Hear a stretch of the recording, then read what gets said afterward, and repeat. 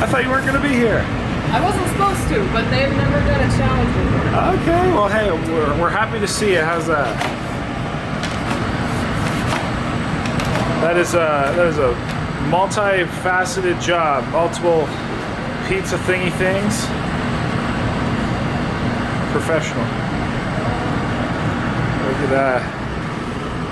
Woo! That is a big pizza.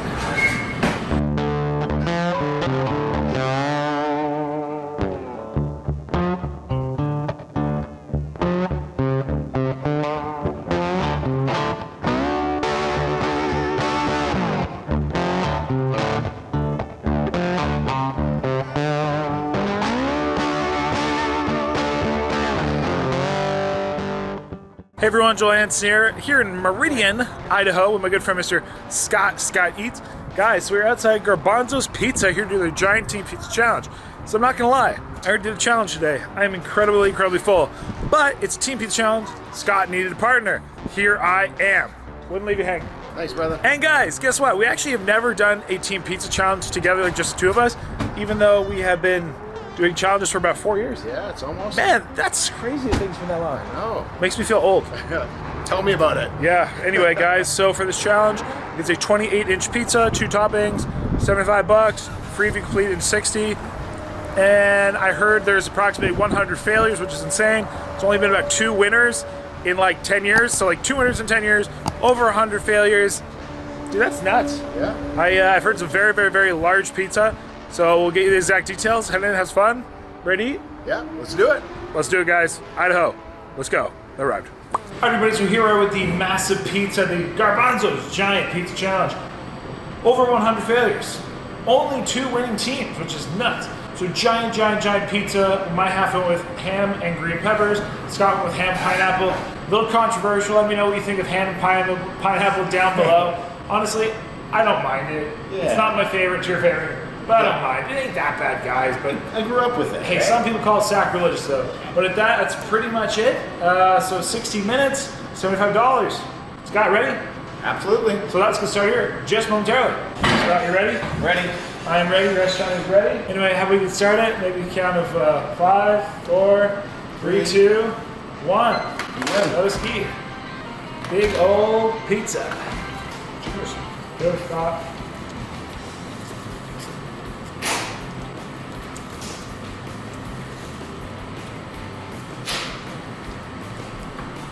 Tastes like pizza.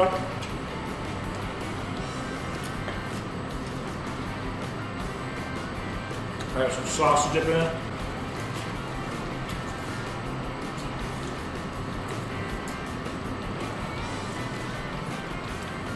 And Scott got some ranch.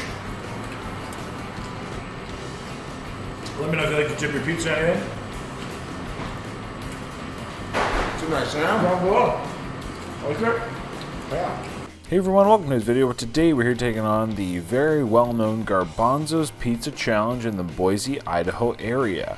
So this pizza challenge had been around for many years, and as we mentioned, there had been many failures with basically no winners. Very few, I should say.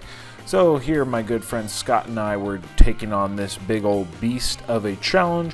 It's just called the Garbonzo'S Pizza Challenge. There's no other name to it, but this thing is definitely deserving of an alternate name. This thing is giant. You can really tell how big it is when we pick the slices up, and that goes for like diameter, size, but also just thickness. This was a very thick pizza. The crust was thick and dense. The dough was incredibly thick and dense. Let's just say it was like, well, it was very thick. It's quite a thick, doughy pizza. I'm just gonna say, it's a very hearty crust. Very. So you did have to go with 2 toppings. However, that being said, you were allowed, to do like half and half, which Scott and I did. Scott, let's just say notorious, the detrimental, the controversial ham and pineapple. Depends who you talk to. Some might also say the delicious ham and pineapple. Where I went with more like a ham and green pepper. That's just kind of my usual standards when it comes to pizza toppings for challenges because it gives a little protein, a little veggies in there as well. Not too much cheese. Cheese is lightly layered. 3 pounds. Just because it's so big. Yeah.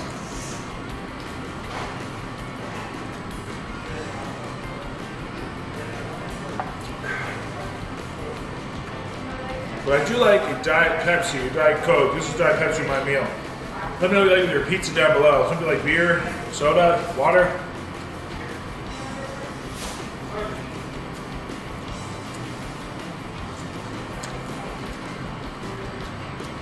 Pepsi and pizza go so well.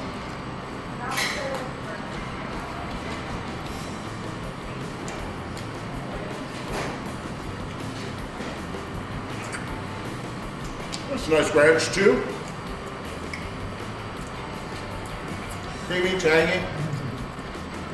Just like ranch. Good low.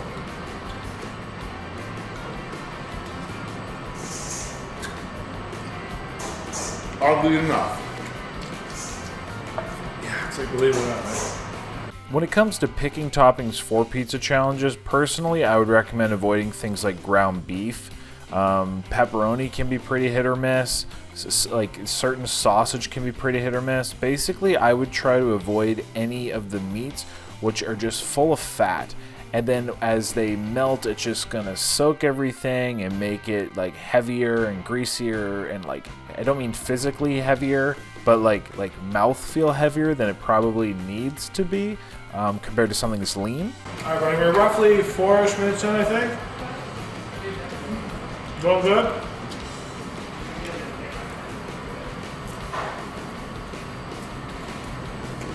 Massive crust. Crust lovers, you'd enjoy it.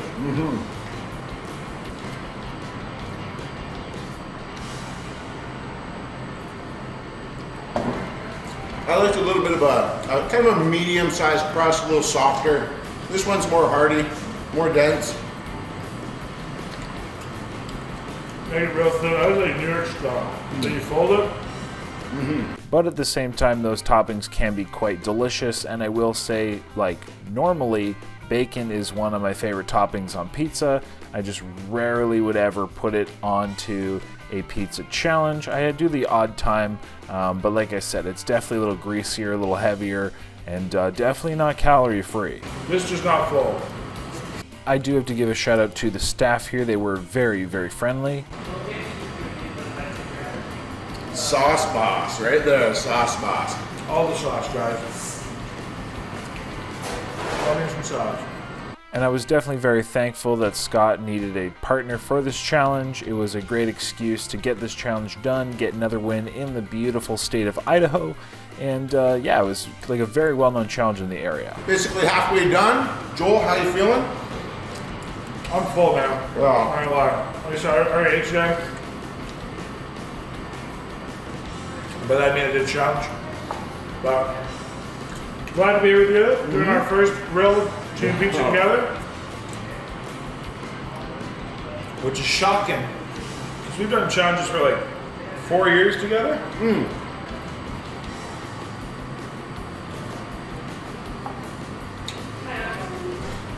We actually did one other one, but just not the two of us. It was a 4-person pizza challenge at the cave. Yes, that's true.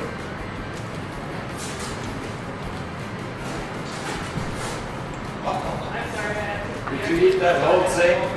We're trying. Good luck. Thank you.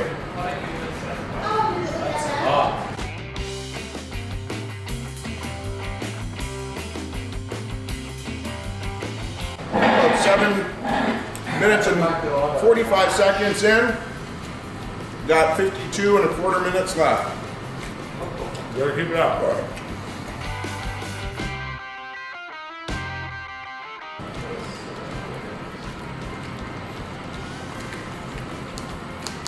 I like my sauce.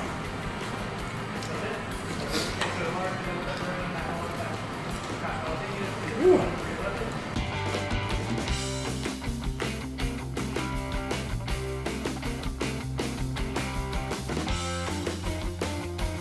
We might have let it cool for too long. Well, I didn't even intentionally like cool. Photos. But yeah, it's a little hard to eat when it's cold.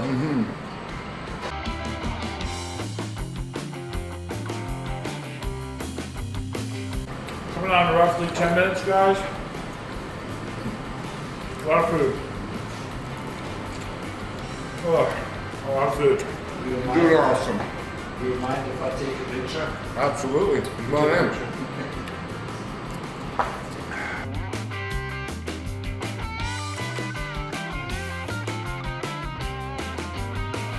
Great advice. Don't die on us. Don't do that. I'll make sure I'm gone before I start dying. Otherwise I'm supposed to There's your witness. run off first aid.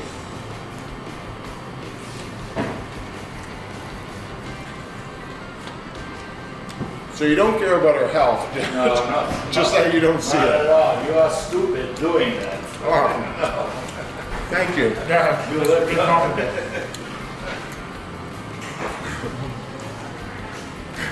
I think he likes taking photos of stupid things, apparently.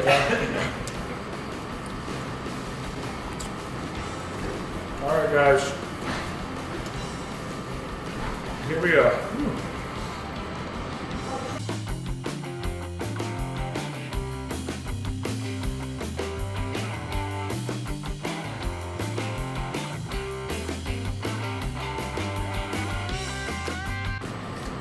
About 12-ish in. Ooh. Oh, man. I'm getting some of the gasso from earlier, right? Gas? No. Yeah. No gas yet. Oh. A lot of food. Trying anyways.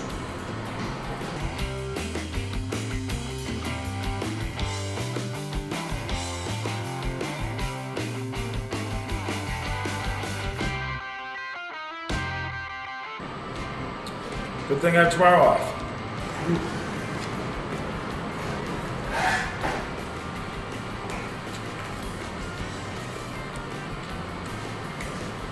Any plans for tomorrow?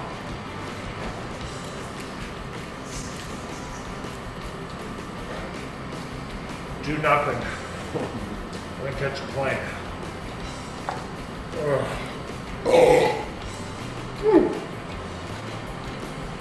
Excuse you.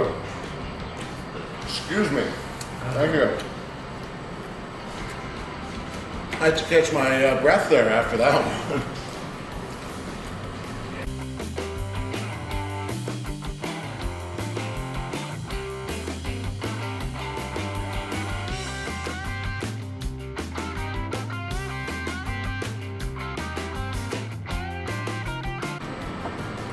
You guys are 15 minutes in, Thank you. 45 minutes left. Perfect. I was just going to say that 15 minutes in, 45 left, and less than a slice to go.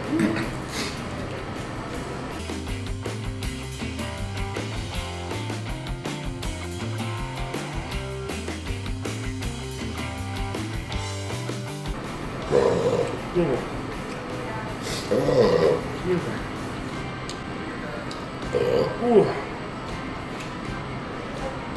I do feel better after that. But people, don't do 2 challenges in one day. It's too much.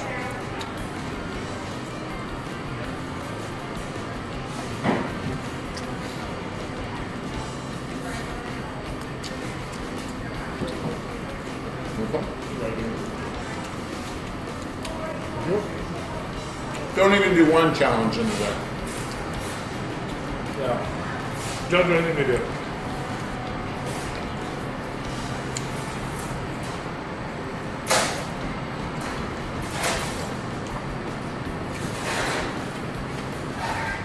It's almost done.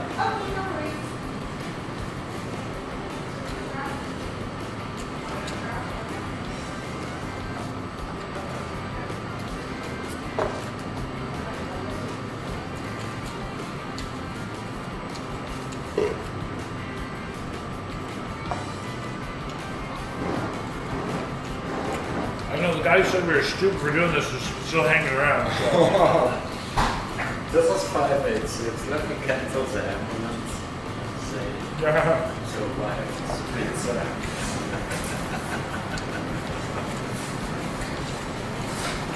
As a walkie-talkie, he was pretending to cancel his ambulance.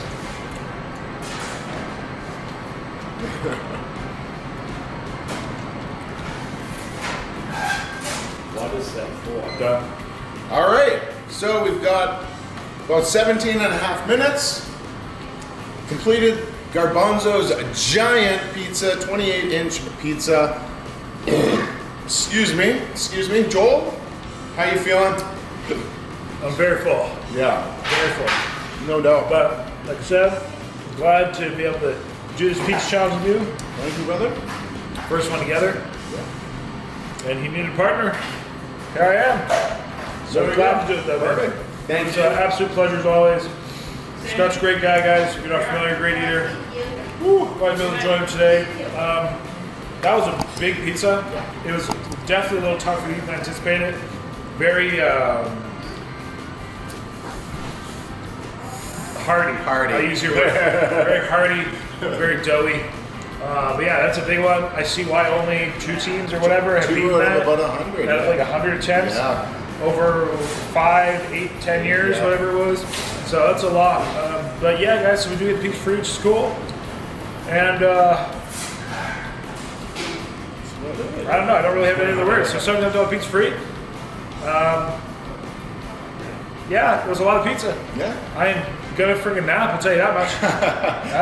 Joel's a bit out of it right now. So. Definitely. I'm definitely a little food drunk, guys. Yeah. But yeah, I have no complaints. Scott, thanks for joining. Thanks for Yeah, everything. absolutely. Thanks to the staff here.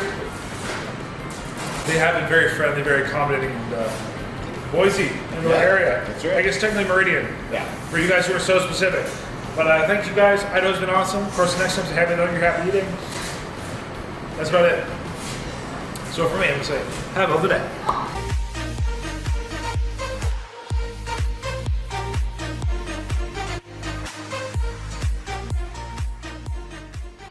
Hi everybody, and while in Boise, Idaho, we are at the Old Idaho Penitentiary, basically a old jail from the, I believe, 1800s, used for about 100 years. So let's go see what all this is about, a lot of history, and should be cool. So entering the Old Idaho Penitentiary, we got this definitely old buildings all here. Some old cells and whatever. Got a map, we got a tour, which we're gonna get to here shortly. Looking cool. All right, so a little quick basic history. Made in the 1870s. This place operated until 1973. The crazy thing is just how outdated, how, you know, behind the times, often these buildings without heat and or AC. For many of those years, I don't think ever getting AC, you know, even in the summers where it reached 100 degrees inside concrete buildings. Just kind of phenomenal to think that, you know, it's only about 50 years ago. But anyway, let's see some more of this place, learn a little bit more, and see what the Idaho Old Penitentiary has in its walls. So the inmates actually built their own solitary confinement, which is interesting to say the least. But the crazy thing is that you went in there for a minimum of 30 days, kind of regardless of your, you know, we'll say punishment. And there could be 3, 4, 5, 6 even people in each of those cells at a time. They slept on the concrete. That does not seem very enjoyable. And let's just say, I wouldn't want to be stuck in there for 30 days. The coolers, this is solitary confinement. The only light. And then the one, that hole in the one room.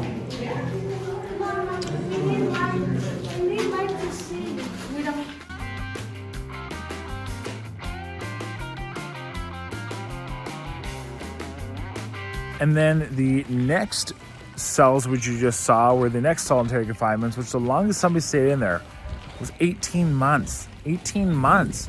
And like, let's not even coming out for a shower, which is kind of shocking and insane. And apparently the guy committed suicide very shortly after. Hard to fathom that even, like, you know, this place was operating just in the 70s, even up to the 70s, like 50 years ago. So shocking. So the inmates built pretty much all the buildings. These two here built in the 50s, since they're built with concrete. They only started building with concrete in the 1920s. And this is the first time they built a basketball court and any recreation facilities in which the individuals, that was the only place they could meet, congregate, and talk. Even when they were in the dining hall, they were actually not even able to talk. Pretty crazy. And here we got weapons. That's like made out of a ruler. Shocking. And then prison shanks and all kinds of cool things. Unique things, I should say. And here we have the maximum security cells, operated till 1973. She's opening up the main lock. Oh, and just like that, this lock system opened. And here we go, maximum security cell.